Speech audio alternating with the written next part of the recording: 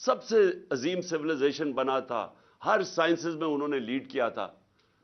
تو انہوں نے جو سب سے پہلے مدینہ کی ریاست میں چیز قائم کی تھی، رول آف لا، انصاف قائم کیا تھا، عدل اور انصاف، کہ میری بیٹی بھی اگر چوری کرے تو اس کو سزا ملے گی. تمہارے سے پہلے قومیں تباہ ہوئی جو طاقتور کے لیے ایک قانون اور کمزور کے لیے دوسرا. یہ ہے میرے پاکستان کے وکیلوں، یہ ہے پاکستان کا سب سے بڑا مسئلہ. اس کے ساتھ جڑی ہوئی ہے معیشت. پہلے انصاف آتا ہے، پھر خوشحالی آتی ہے. پاکستان یہاں اس لیے نہیں گرا کہ ہمارے پاس وسائل کی کمی ہے یا انصاف کی کمی ہے. آپ کے سامنے ہے جو ہو رہا ہے پاکستان میں، کہ نامور ڈاکوؤں کو، جن کے اوپر ہمارے دور میں نہیں، پرانے کیسز تھے، اربوں اربوں روپے کے کیسز تھے، ان کو پہلے اوپر سازش کے تحت بٹھایا گیا اور انہوں نے اپنی ساری چوریاں معاف کر لی. مجھے بتائیں، دنیا میں مجھے کوئی ایک، اور مجھے اللہ نے موقع دیا کرکٹ کے ذریعے 20-25 سال ساری دنیا میں نے دیکھی ہے، برطانیہ میں کرکٹ کھیلا، ان کا سسٹم دیکھا. ایک مجھے خوشحال معاشرہ بتا دیں جس کو ہم ڈیولپڈ ورلڈ کہتے ہیں، مجھے ایک بتا دیں جدھر طاقتور نے، کسی ایم این اے نے، منسٹر نے، بڑے لوگوں نے چوری کی ہو پبلک کے پیسے کی اور اس کو معافی ملی ہو. ایک مجھے ملک بتا دیں جس کو این آر او دیا ہو انہوں نے. تو ہم تو وہ کر رہے ہیں کہ ہمارے 1500 سال پہلے نبی صلی اللہ علیہ وسلم نے کہہ دیا تھا کہ اگر طاقتور چوری کرے گا اور اسے نہیں پکڑو گے اور صرف کمزور کو جرم میں پکڑو گے تو ملک تباہ ہو جائے گا. آپ کے سامنے اب حالات ہیں.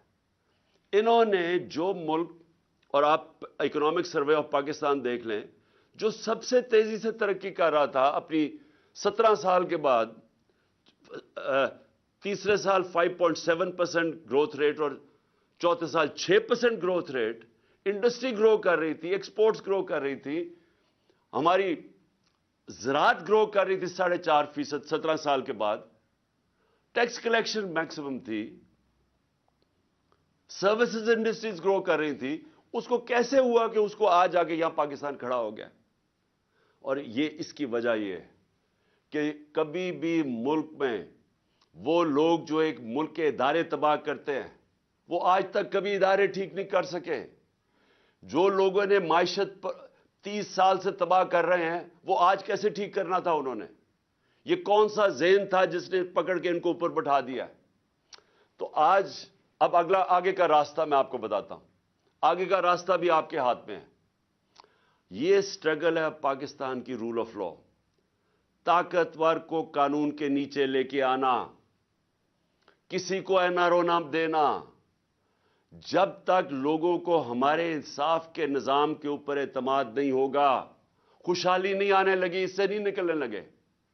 اور میں آج آپ کو کہوں، کیونکہ میں سب سے بہتر بیرون ملک پاکستانی کو جانتا ہوں، سب سے زیادہ انہوں نے میری مدد کرکٹ کے زمانے سے ان کو جانتا ہوں. اس کے بعد جب شوکت خان اب بنائے تو انہوں نے سب سے زیادہ مدد کی. نمل یونیورسٹی تو انہوں نے مدد کی. ابھی سیلاب کے لیے پیسے اکٹھے کیے تو آدھا پیسہ ادھر سے آیا، آدھا اس لیے نہیں آ سکا کیونکہ سسٹم نہیں تھا ہمارے پاس وہ پیسے ریپیٹریٹ کرنے کا، نہیں تو اس سے بھی زیادہ آنا تھا. اور آج سب سے جو ہمارے زمانے میں جو چیز، ایک تو ایکسپورٹس ہم نے بڑھائی، دوسری ریمیٹنسز. ہمارے زمانے میں ریکارڈ ریمیٹنسز آئی ہیں. جب ہم 2018 میں آئے تھے تو $19 ارب ریمیٹنسز تھی. ہم جب گئے ہیں 3.5 سال کے بعد تو $21 ارب کی ریمیٹنسز تھی اور بڑھ رہی تھی. تو یہ جو آپ کا اثاثہ، یہ یاد رکھیں، اب کوئی اس ملک کو نہیں نکالے گا اس دلدل میں سے سوائے بیرون ملک پاکستانی. یہ اگر ہم نے اس سے نکلنا ہے، یہ جو بھی آپ کو کوئی کہہ رہا نا دنیا کا بہترین اکانومسٹ لے آئیں، وہ مجھے سمجھائے کہ ہمارا جو ڈالر گیپ ہے وہ کیسے پورا ہوگا. ہمارا مسئلہ کیا ہے کہ ہم نے کبھی ایکسپورٹس کے اوپر زور ہی نہیں لگایا. نون لیگ کے پچھلے 5 سال میں ایکسپورٹس بڑھی نہیں. جب یہ 99 میں گئے تھے تب بھی ایکسپورٹس نہیں بڑھی.